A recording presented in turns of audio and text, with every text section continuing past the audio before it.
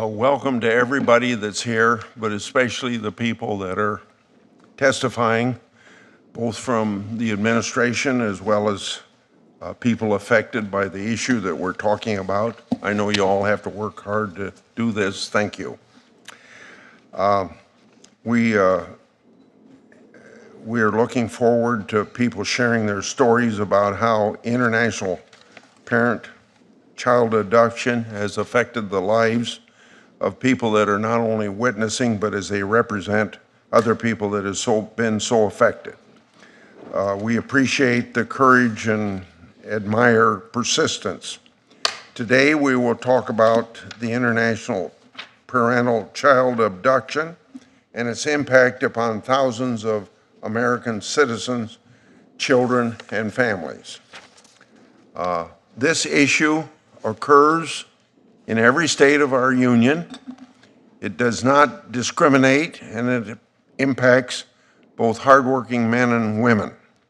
The phenomenon known as international parent-child abduction occurs when one parent unlawfully takes their child from the United States to a foreign land with a desire to keep them there indefinitely. While this phenomenon is not new, the abduction of American citizen children has rapidly increased in the last decade, largely due to the ease of international travel. It's estimated between the years 2008 and 17, more than 11,000 American citizen children were abducted and carried abroad. That's roughly 1,100 kids per year who are taken from parents. Unfortunately, many of these American citizen children are never returned.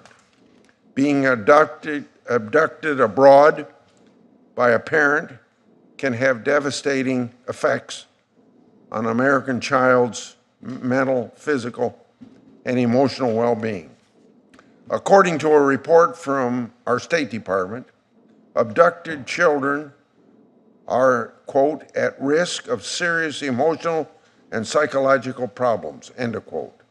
Those problems include anxiety, eating disorders, nightmares, mood swings, resentment, fear, and guilt. These issues don't stop just because a child is returned.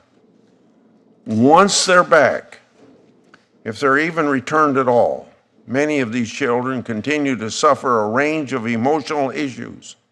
The traumatic impact of an international abduction on children is limitless. But the American citizens aren't the only ones who suffer. The left-behind parents also have trauma. Many of these parents often discover their child has been abducted by a spouse or significant other in the most horrific way.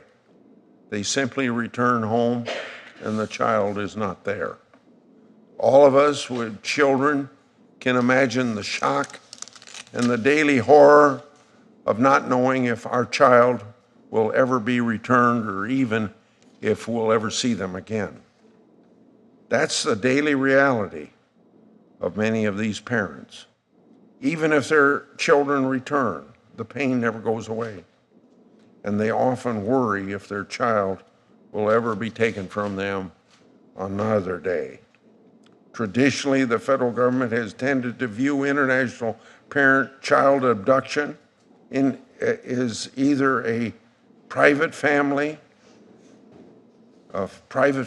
issue or an issue to be handled at the state level. It's only in the last few decades that we started taking targeted, incremental steps to combat this issue. And while these are welcome steps, the simple fact is our laws don't operate well together and as a whole aren't effective in preventing this sort of abduction. For example, the International Parental Kidnapping Act makes it a felony to abduct a child from the United States, but individuals are rarely prosecuted for a host of reasons, many of which are beyond justice's control, and even if they are, their conviction still doesn't guarantee the child's return. return. In 2001, we mandated that both parents had to consent to the issuance of a passport for a child unless one parent had sole and exclusive custody. But in an era of increased multiple cultural and multiple national marriages, many children possess both American and foreign passports, making these passport control measures practically useless. The Immigration and Nationality Act makes an alien who kidnapped an American citizen child inadmissible, and their inadmissibility continues until the child is returned. This actually is one of the more effective tools, and this gives the left behind parent immense leverage to negotiate their child's return.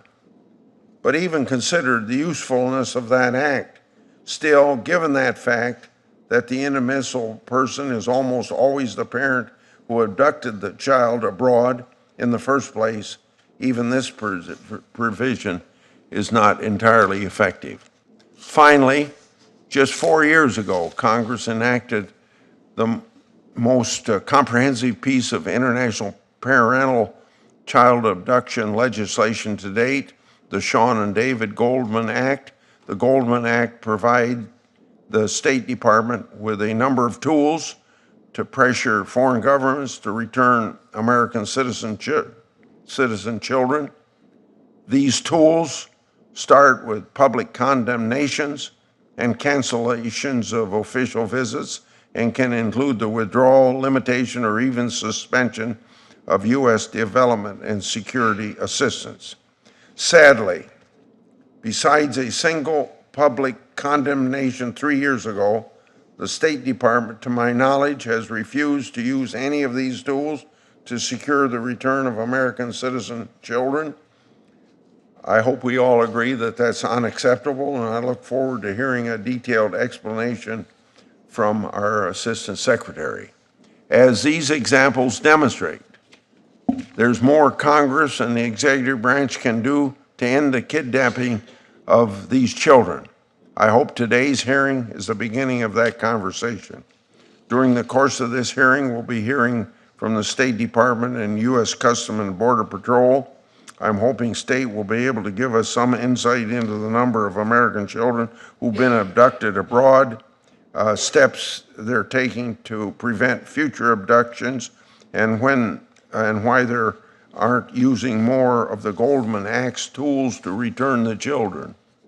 From the Customs Protection, we're going to hear about their program to prevent unlawful departure of these children and how Congress can take steps to strengthen and improve that program.